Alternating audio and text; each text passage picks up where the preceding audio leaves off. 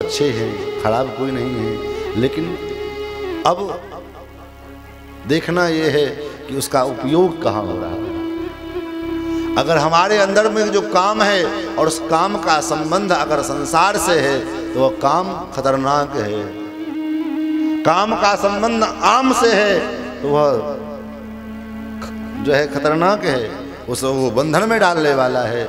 लेकिन काम का संबंध अगर राम से है तो वह काम भी जीव को मुक्त करने वाला होता है।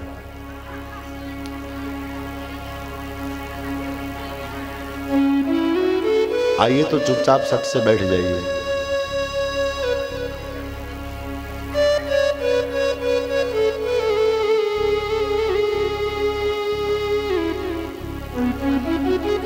श्री सीतारामचंद्र भगवान की जय। पीछे बैठने की व्यवस्था बना दीजिए। इधर जो पुरुष वर्ग लोग हैं, आपके आगे जगह खाली है, आप आगे बढ़ जाएंगे तो पीछे माताएं लोग बैठ जाएंगे।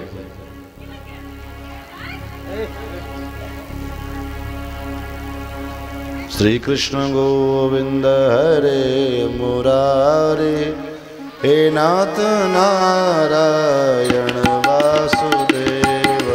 श्री कृष्ण गोविंद हरे मुरारे, हे नाथ नारायण वासुदेव।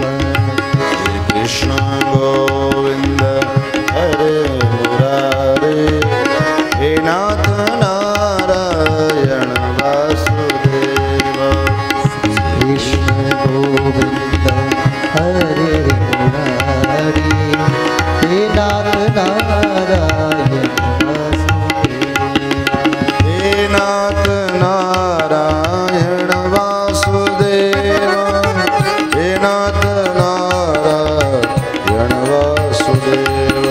हे नाथ नारायण वासुदेव, हे नाथ नारायण वासुदेव।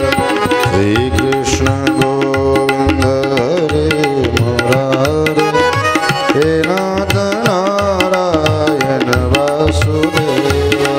श्री कृष्ण गोविंद हरे मुरारे, हे नाथ नारायण वासुदेव।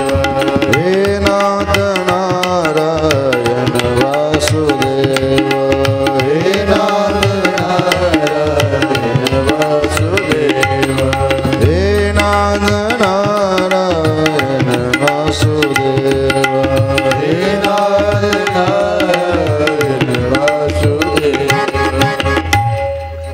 श्री राधा गोविंद भगवान की जय। महाराज, तो जब काम का संबंध अगर भगवान से होवे तो काम भी कल्याण करने वाला हो जाता है। लेकिन वही काम का संबंध आम से होवे। कामदेव को भगवान शिव जी ने जला दिया कब? जब वो काम आम की ओट में आया। तरुपल्लव मह रहा लुकाई। वो काम कैसे आया? बोले तरुपल्लव में, आम के पल्लव का सहारा लेकर के वो काम आया। तो कामदेव को जला दिया भगवान शिव जी। लेकिन वही काम जब राम जी के घोड़े बन करके आए तो वहीं बगल में भोलेनाथ खड़े, कुछ नहीं किया। तो कहने का भाव, अगर हमारे हृदय के काम का संबंध अगर संसार से है तब तो वो न महाराज उपद्रव करेगा। लेकिन अगर भगवान के साथ है तो वो कल्याण करेगा। बहुत ही हल्ला करते हैं यहाँ के लोग भाई। महाराज,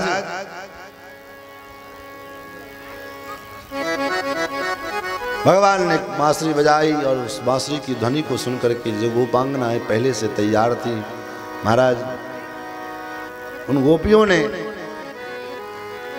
सभी गोपियां बांसुरी की ध्वनि को सुन करके और चल पड़ी हैं।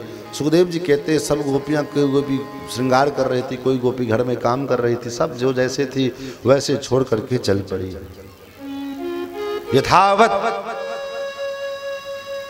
जो जिस अवस्था में है, कोई भोजन बना रही थी, कान में बांसुरी की ध्वनि सुनाई पड़ी, चल पड़ी। कोई गोपी अपने बच्चे को दूध पिला रही थी, बस बच्चे को वहीं रखा, चल पड़ी। कोई गोपी अपने पति को भोजन परोस रही थी, आधा भोजन परोसा आधा बाकी पड़ा था, कान में बांसुरी की ध्वनि सुनाई पड़ी, चल पड़ी। कोई गोपी आंगन लीप रही थी, लिम्बन्त्यः, कान में बांसुरी की ध्वनि सुनाई पड़ी, महाराज हाथ भी धोने की आवश्यकता नहीं, चल पड़ी। कोई गोपी श्रृंगार कर रही थी, एक आंख में काजल लगाया, दूसरे आंख में लगाना बाकी है, तब तक कान में बांसुरी की ध्वनि सुनाई पड़ी, चल पड़ी। कोई वस्त्र पहन रहे थे, बांसुरी की ध्वनि पड़ी कान में, व्यक्तक्त वस्त्राभरण कश्चित कृष्णांतिकम ययो, जैसे तैसे उल्टे सीधे गृह कारज विसराई, सब काम उटपटांग, चल पड़ी।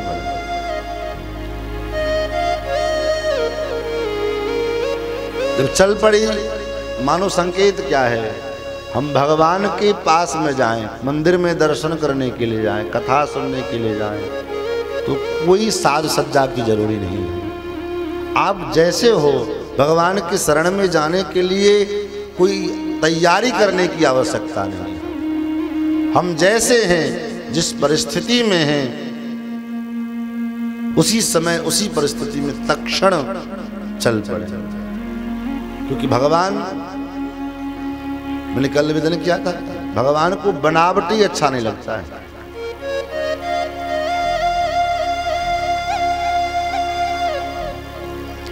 महाराज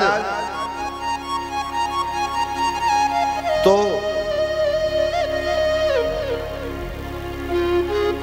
गोपियां चल पड़ी, घर वालों ने पूछा कहाँ जा रही हो, कहा महाराज जाने दो जाने दो, कहाँ जाना ये नहीं बताती। अब रात्रि का समय है, घर वाले पूछ रहे हैं और बता रही केवल जाने दो, कहाँ जाना है बताना नहीं है। लोगों ने सोचा पागल हो गए, घर में बंद कर दिया।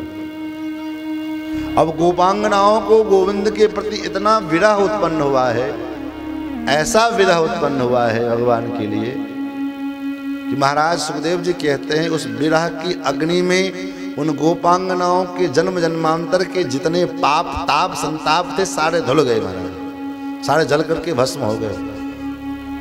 और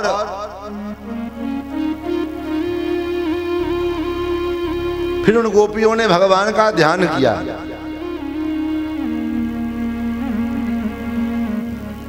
तो ध्यान प्राप्त अच्युताश्लेषा निर्वृत्ता क्षीण मंगला, जब ध्यान किया तो जितने पुण्य थे वो सारे पुण्य जल करके पुण्य समाप्त हो गए। और उपनिषद कहते हैं पुण्य पापे विधूय, पुण्य पापे विधूय परम निरंजनम साम्यमुपैति। जब तक पाप और पुण्य दोनों समाप्त नहीं हो जाएंगे तब तक जो है परम शांति की प्राप्ति संभव नहीं है। परम शांति तभी मिलेगी जब तक पुण्य और पाप दोनों से हम बचेंगे। अब एक प्रश्न उठता है कि अगर ये शरीर है और शरीर से तो पाप होगा या पुण्य होगा, यही तो काम होंगे। क्योंकि भगवान ने गीता में कहा है न ही कश्चित् क्षणमपि जातु तिष्ठत्य कर्म कृत, बिना कर्म किए कोई भी जीव एक क्षण भी इस संसार में नहीं रह सकता है। कुछ न कुछ तो जीव से शरीर है तो काम कर्म करेगा, या पाप करेगा या पुण्य करेगा, कुछ तो करेगा। तो फिर पाप और पुण्य से कैसे बचाया जाएगा? बोले एक सामान्य उपाय है। जैसे कोई फैक्ट्री हो और उस फैक्ट्री में माल मटेरियल तैयार होता हो, तो उस फैक्ट्री में दो ही चीज होगा, या तो लॉस होगा या प्रॉफिट, लाभ हो या हानि हो, यही दो काम होंगे। महाराज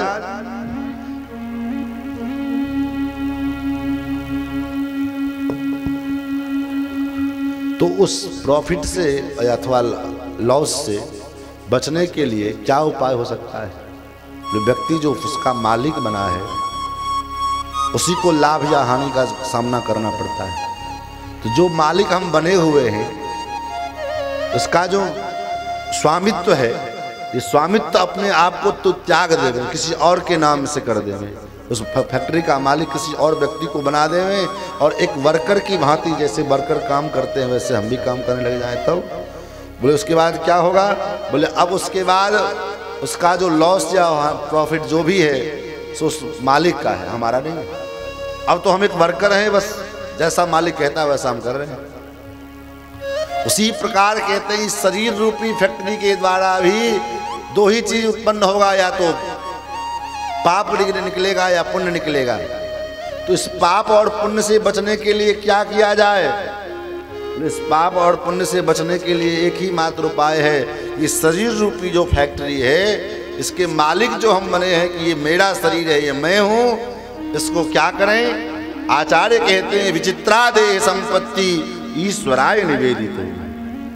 शरीर रूपी जो संपत्ति है इसका जो मालिक हम बने बैठे हैं, इसका मालिक हम ना बन करके गोविंद को इसका मालिक बना दे। प्रभु आज से सब सौंप दिया है, अब जैसे ले चलना है, जैसे रखना है वह आप जानिए और आप समझिए,